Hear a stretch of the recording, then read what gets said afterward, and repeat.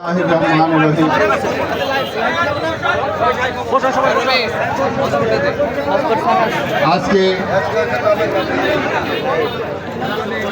রাষ্ট্র মেরামতের ৩১ দফার আলোকে জাতীয় সংসদ নির্বাচনের প্রস্তুতি কল্পে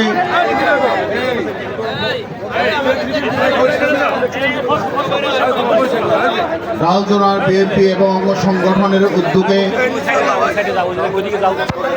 এই কর্মী সমাবেশের সম্মানিত সভাপতি উপস্থিত রয়েছেন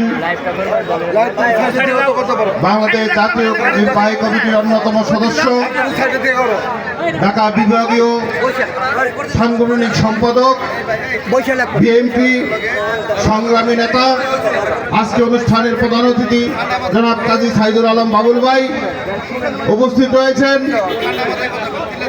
আরো সাবেক ছাত্রনেতা, সংগ্রামী নেতা, দীর্ঘদিন যার হাত ধরে আমরা এই রাজনীতিতে এসেছি সেই সংগ্রামী নেতা জনাব হুমায়ুন কবির খান উপস্থিত রয়েছেন, বাংলাদেশ জাতীয়তাবাদী দল বিএনপি নির্বাহী কমিটির অন্যতম সদস্য, কালিয়াকৈর পৌর বিএনপির সফল মেয়র জনাব মুজিবুর রহমান সাহেব উপস্থিত রয়েছেন, কালিয়াকৈর উপজেলার সাবেক সভাপতি, ছাত্রনেতা, সংগ্রামী নেতা, কারা নির্যাতিত নেতা জনাব হেলাল উদ্দিন হেলাল ভাই উপস্থিত রয়েছেন, কালিয়াকৈর পৌর বিএনপির সাবেক সভাপতি জনাব মজ্জেম হোসেন ভাই এবং উপস্থিত রয়েছেন আমার যুবক সাধারণ সম্পাদক সাবেক আমার রিয়াজউদ্দিন ভাই।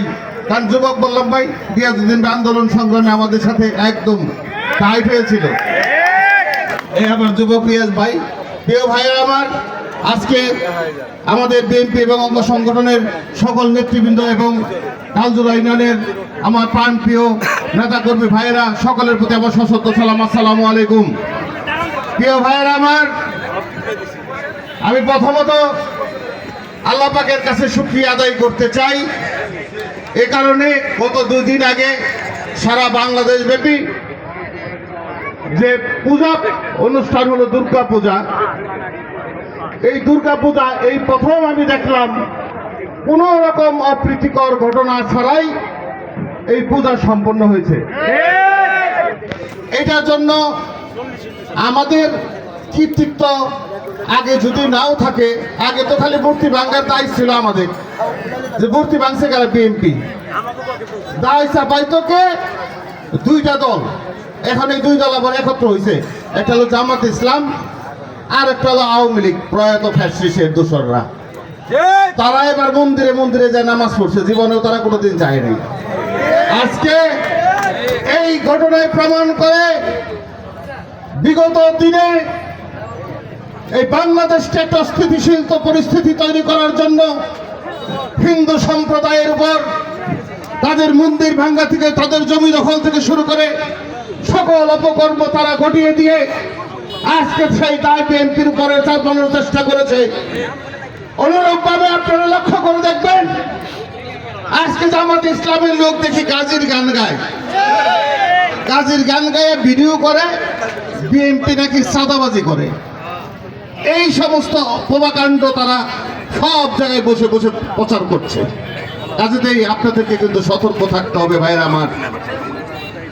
এই 2 শ্রেণী, এই ফ্যাসিস্ট আওয়ামী লীগ আর এই জামাতে ইসলামী, এরা ধর্মের নামে, জামাত ইসলাম তো এই যে শিল্পী মমতাজের মতো, মমতাজ মনে হয় আপনাদের এই পাগলাবাড়ির মেলায় অনেকবার গান গাইছে।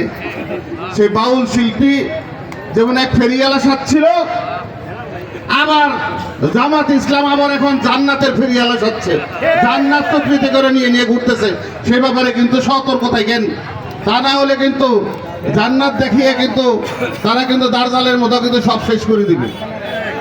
প্রিয় ভাইয়েরা আমার, নেতৃবৃন্দ বক্তব্য করবেন।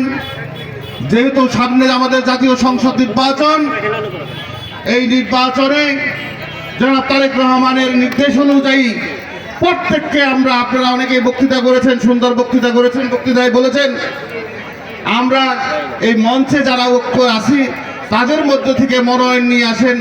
আমি আপনাদেরকে একটা কথা বলতে চাই, প্রিয় ভাইয়েরা আমার, আপনারা সংগ্রাম করেছেন, আপনাদের সাথে আমরা সংগ্রাম করেছি, রাজপথে ছিলাম। আমরা কিন্তু নতুন করে কোনো ঐক্য গঠন করি নাই। আজকে আপনারা যারা মঞ্চে বসে আছে, আমাদের কেন্দ্রীয় নেতৃবৃন্দ সহকারে আমাদের কালিয়াকুর উপজেলা পৌর নেতৃবৃন্দ এবং আপনারা, আমরা কিন্তু ফ্যাসিস্টের বিদায়ের জন্য একসঙ্গে রাজপথে লড়াই করেছি। কাজেই এই ঐক্য কোনো নতুন ঐক্য নয়। কাজেই আমি এটা বিশ্বাস করি যে ইনশাল্লাহ আগামী দিনে আমাদের জাতীয় সংসদ মনোনয়ন ইনশাল্লাহ এইখান থেকেই হবে। এটাই আমাদের বিশ্বাস, এটাই আমাদের দাবি। ইনশাল্লাহ আমরা সেটা পাবো, কিন্তু সেটাকে সফলভাবে গড়ে তোলার জন্য আমরা প্রত্যেকটা গ্রামে, আমরা যারা জাতীয়তাবাদী দলের কর্মী আছি, শহীদ জিয়ার সৈনিক আছি, তারেক রহমানের সৈনিক আছি, খালেদা জিয়ার সৈনিক আছি, তারা কিন্তু কোনো রকমের অলসতামি করলে তাহলে কিন্তু ওই ফেরিওয়ালারা কিন্তু এই ঢাকা বিশ্ববিদ্যালয়ের মতো কিন্তু চুরি করে অঘটন ঘটিয়ে দিবে। কাজেই আপনাদের কাছে অনুরোধ থাকবে যে দয়া করে প্রত্যেকটি এলাকায় যার যার দায়িত্ব শেষে পালন করব। এটাই কিন্তু আমাদের দায়িত্ব, এটাই কিন্তু আমাদের কর্মী সভার মূল বিষয়। এখানে আমাদের এক নেতা খুব সুন্দর বলেছেন যে অনতিবিলম্বে আমাদের প্রত্যেকটা ইউনিয়ন ওয়ার্ডে নির্বাচন পরিচালনার জন্য একটা কমিটি গঠন করে দেওয়া হোক।